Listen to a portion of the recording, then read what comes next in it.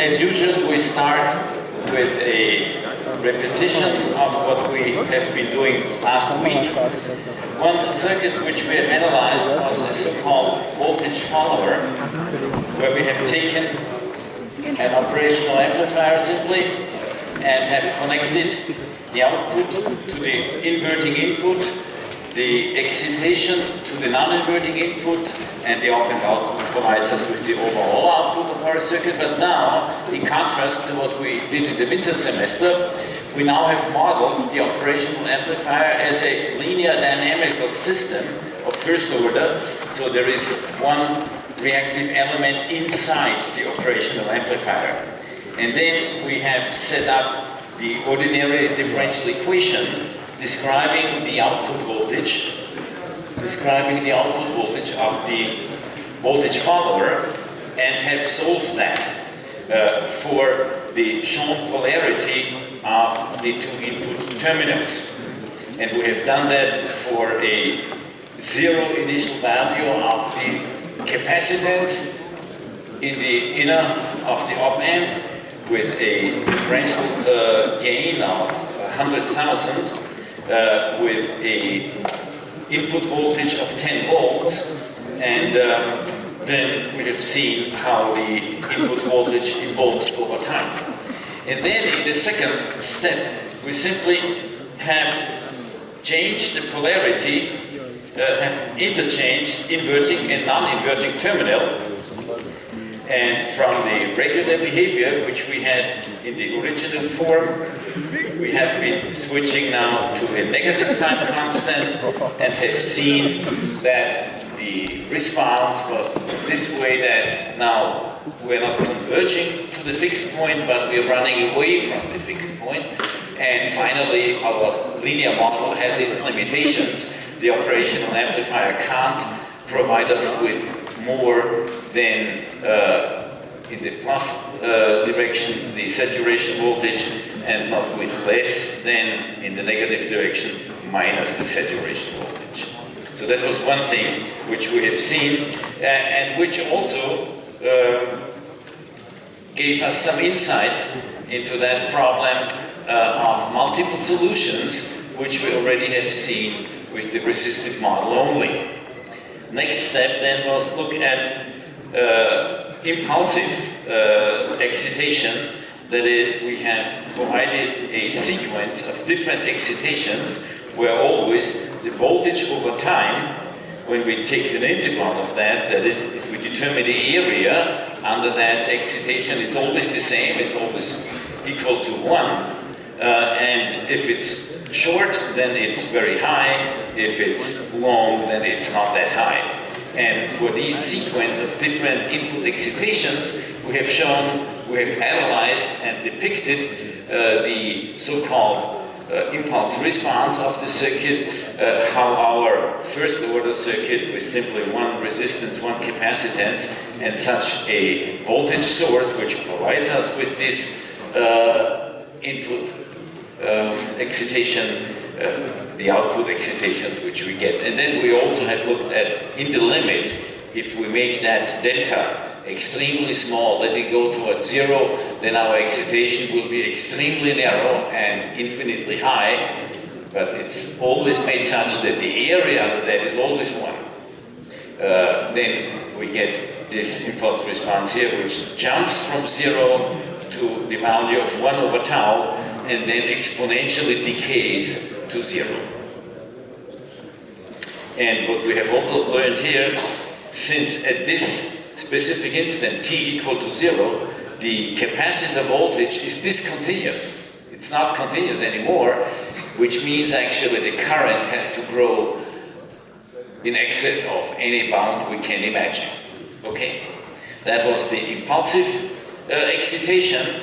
And then we have been talking about general excitation. And for the general excitation, where our V of t, the excitation may be any function of time, the only requirement which we have, we should be able to take an integral over that. Then I have told you that the general solution for this case is given here. It has two parts. The zero input response, that's the response to the initial value only without any excitation. And then the zero state response, that is the response to the excitation if the initial state is zero. And of course that is, all of that is valid only for t larger than our time instant t0, which we start with. Okay. Then I have taken that, have taken its derivative, have plugged it in here and tried to make sure that actually it is a general solution. Here is the first step. So we take the derivative with respect to time of this part. This is a constant. From the exponential function we get the capital A here, and then we take the derivative of this product, which we do in order in accordance with the product rule, which normally is called the UV rule. So first we take the derivative of u and take the v in its original form, and then secondly we take the u and the v derivative. Here we have to take into account the following. When we evaluate the integral, we have to take the value at the upper limit, t, and minus at the lower limit, t0. And these two things, they have to be taken the derivative with respect to time t.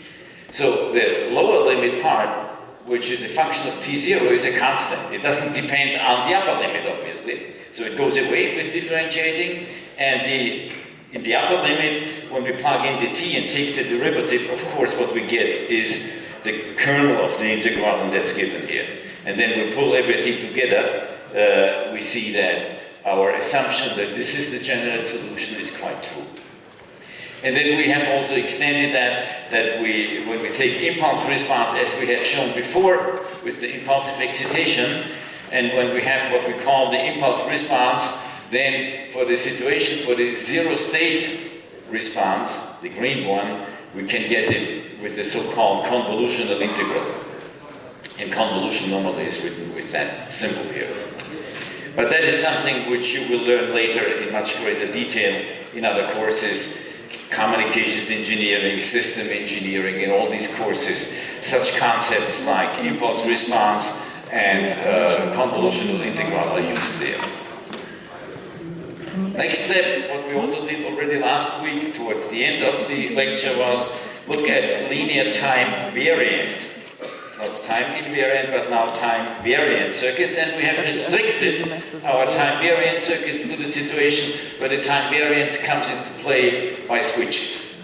So switches are changing values of circuit elements, may also change the circuit topology as we see here, and in this simple example I have assumed that I have two voltage sources with source resistances R1 and R2, and the switch which takes out the second source or brings it in is controlled by this switching function. So the switch is an open circuit and therefore for times less than capital T, and is a short circuit and Kurzschluss for times larger than capital T. And also, for simplicity, I have assumed that the initial value at time 0 for that capacitor is 0 volts. And the first thing we look at simply is the time interval between time 0 and time capital T, that is where the second source has no influence. We have only the source with voltage U1 and resistance R1, as shown here.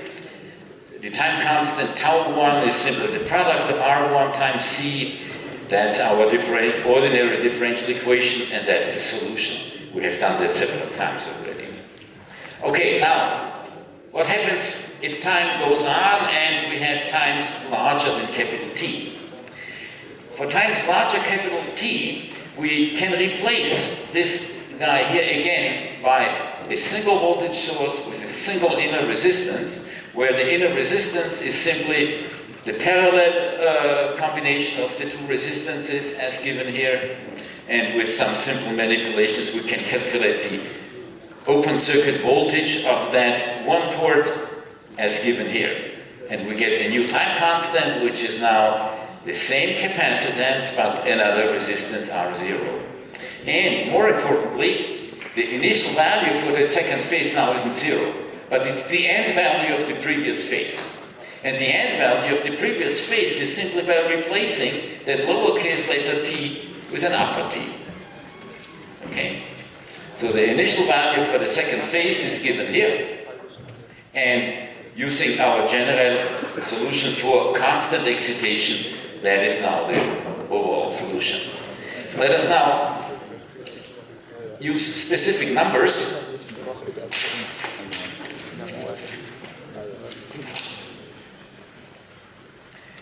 I just make the voltage U1 equal to 10 volt, resistance R1 10K, capacitance 1 nanofarad gives us a time constant tau1 of 10 microseconds.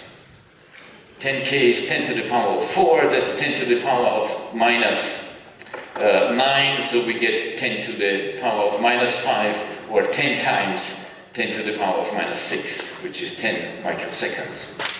Then the second source, voltage U2 is minus 10, and then the inner resistance only 2K, and let me also make the time capital T when we close the switch that we do after 10 microseconds.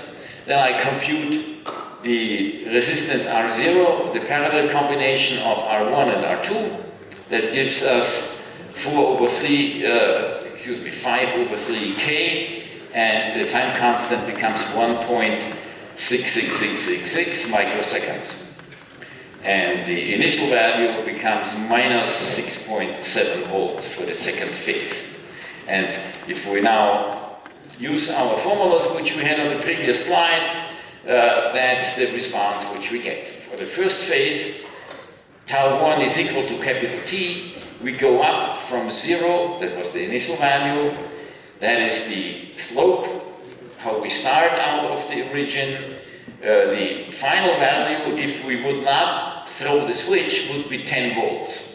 And it would take quite a time till we converge to 10 volts. But after 10 microseconds, we throw the switch and have changed the time constant from tau1 10 microseconds to 1.67 microseconds, and we have changed the final value from 10 volts to minus 6.7 volts. So from here on, with time constant tau 0, it now tries to converge to the minus 6.7 volts, and that's it. Okay, ja, damit haben wir auch diesen einfachen Fall. Zeitvariante, lineare Schaltungen erster Ordnung. Dann, wenn die Zeitvarianz rein durch Schalter verursacht wird, haben wir auch mit einem einfachen Beispiel behandelt und gesehen, wie wir dabei vorgehen können. Und Sie können natürlich, wenn Sie mehrere Schalter in so eine Schaltung reintun, unter Umständen mehrere Abschnitte, mehrere Phasen haben, es wird ein bisschen komplizierter, aber von der Grundidee her ist es nicht komplizierter. Also intellektuell ist die Herausforderung die gleiche wie bei diesem einfachen Beispiel, das ich Ihnen gezeigt habe. So, jetzt schauen wir uns als letzte wirklich